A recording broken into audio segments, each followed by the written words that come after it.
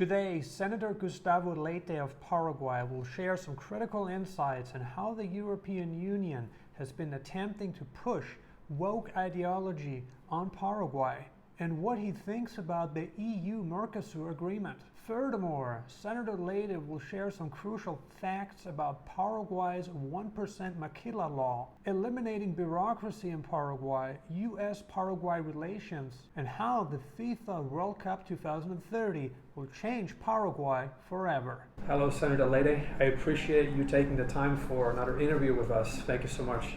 It's a pleasure being with you. Hopefully, I can help with your endeavors and also help my country to get good investors. Absolutely. That's why we're here, and that's also the mission of our company, Nomad Elite. I wanted to talk with you first about the EU Mercosur free trade agreement, and what is your general outlook for it? Well, any agreement with a market as big as Europe is a good agreement, providing Europe let us go in. I have my doubts. Europe and Canada signed an agreement in 2014, and it was ratified in 2023. So I foresee a long process of ratification. I don't see France or Poland or Ireland very motivated.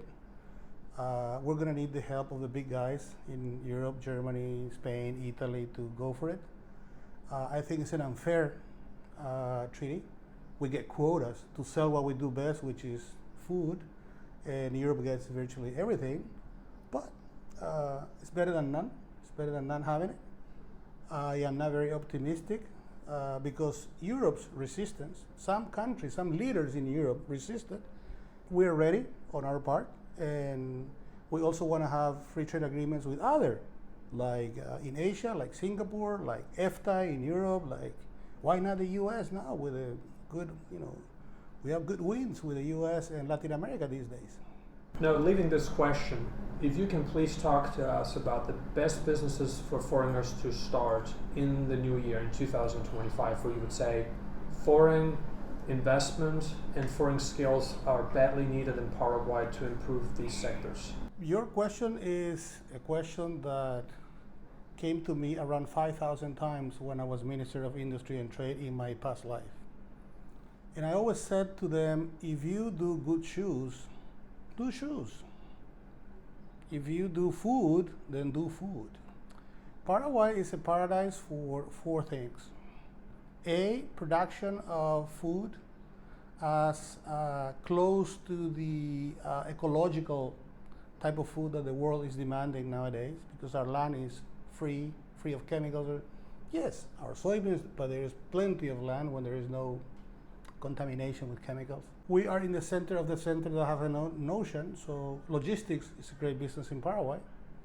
We have the third largest fleet of barges in the world after US and China. So would you imagine it? No, we do it. We are the factory for the region, and the Maquila Law that we enhanced and promoted and kind of like gospel about it, it's very successful, is very successful. So if you can bring in raw materials, transform it into something else, and sell it to the Mercosur countries and hopefully to the European countries, it's a great opportunity, because it's just 1% tax on the whole process, on your final sell invoice. And then forestry. Paraguay has 40 million hectares in total, more or less, round numbers. I think we're going to use 20 million to produce food, 10 million to live in parks, total freedom, and 10 million to raise trees. That should be the model and be an ocean, an icon of freedom for the world. Can you elaborate a little bit more about the 1% Maquila Law and how that works exactly? Because it's contingent on you importing and exporting within the Mercosur region. The discussion about Maquila brings me back to 2013, when President Cartes was president and President Dilma Rousseff was president of Brazil. Obviously, Brazil is the largest market we have here. It's next door. It's like for Mexico, the United States, or for Vietnam, China. And at that point, we realized that Brazil imported around $70 billion a year from Asia in the most basic things: shirts, underwear, shoes, leather, small metallurgic. And we convinced Brazil that we should do it together, that they're going to save transit times, they're going to save costs, and we can own the business together, Brazilians and Paraguayans. And the Maquila Law took off. What is the Maquila Law? It's a temporary admission law with low taxes. So you bring in cloth and you ship out shirts. It has to be a different product. I cannot just make it up. I have to manufacture something that is different than what I brought in.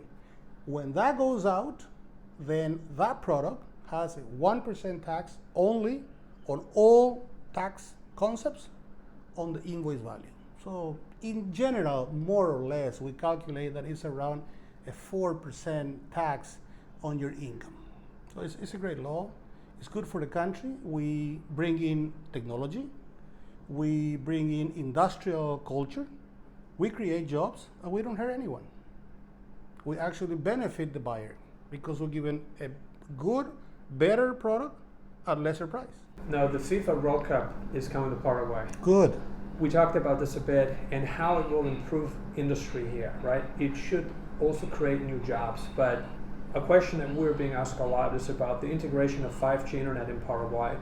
Will it happen, and if so, when? Well, there is a tender out right now for companies in the world to come up with their technologies and have the 5G as soon as next year, 2025. So the answer is yes. It's a great event. It's a great exposure for countries. World Cup is World Cup. It's going to be seen by 3 billion people. So I'm very happy that that happens. And I'm also very happy that the game is going to take place at a new stadium of my club, the club that I support, which is Olympia.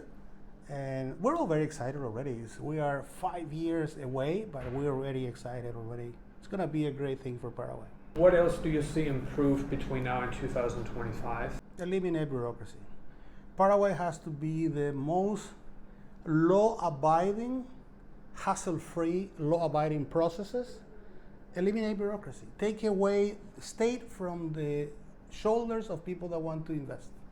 Either Paraguayan or foreigners. Doesn't really matter. Investor is investor. By the way, we are one of the few countries in the world that equates foreign investment to local investment. There is no difference. Foreign investor is as good as a local investor. The relationship with the U.S. is an interesting one. U.S. is a big country, powerful, and we, for some reason in the last 40, 50 years, we let the American embassy in Asunción rule the information that was fed to the U.S. government. And we decided to take that in our own hands. Yeah, the embassy is very important, but we speak to senators and to congressmen, and we tell them our truth about how Paraguay is the most trusted, long-standing, loyal friend, loyal ally here. And we have a lot of hope for that. The Trump administration is an administration that's going to be very tough. But we're tough too. I mean, Trump, if you look at his story, his life, he is committed to good deals. And I think that Paraguay is a good deal for the U.S. and vice versa. That's very positive to hear. Now, what's your expectation in terms of relations between Paraguay and the European Union? Do you see it improving? Do you see it changing in any way, shape, or form? Are they good now? Relationships can always be better. There is no ceiling. The European Union has become a very ideological conglomerate, and it has tried to push some educational, social agendas into Paraguay that we reject. So the more European Union understands that we are a free and sovereign country, the better we're going to get along. And I am very happy that some countries in Europe have changed their way of seeing how cooperation should be seen, because in the end it's taxpayers' money from European people. And then that money should be put to good use to real cooperation and not to export ideological agendas. They want to make Paraguay as troublesome as Europe in order to do business. Regulations for everything. And we like freedom. We are God-fearing, law-abiding, hardworking people. We don't want the government to tell us what we have to do and what not. They have an agenda on gender equality, but to us, gender equality is men and women, but for the European Union, it's 33 genders, and we don't accept 33 genders. So issues like that, interesting, but we'll resist. Thank you for your time, Senator Leite. You're very welcome. Hope to see you more. Hope you bring more investment into the country. I hope so. Good luck. Thank you so much.